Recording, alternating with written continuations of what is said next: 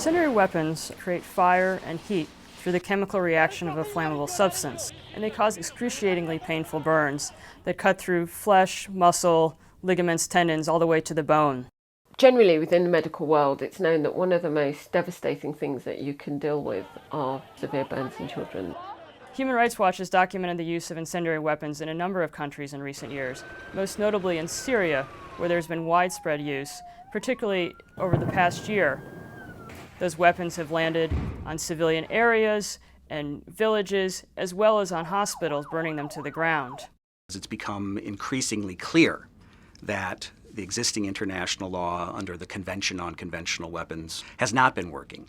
The Convention on Conventional Weapons has two loopholes regarding incendiary weapons. First, the definition is too narrow.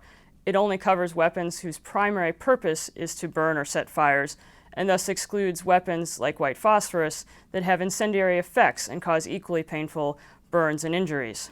The other sort of absurd aspect is that there is a total prohibition on the use of air-delivered incendiary weapons in populated areas. But there is no such comprehensive prohibition on the use of ground-delivered incendiary weapons.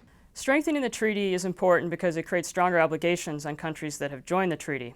It also increases the stigma against the use of incendiary weapons and thus influences countries that aren't party to the treaty as well as non-state armed groups. So countries should immediately condemn the use of incendiary weapons and in December set aside time in 2017 to revisit the convention and strengthen existing law.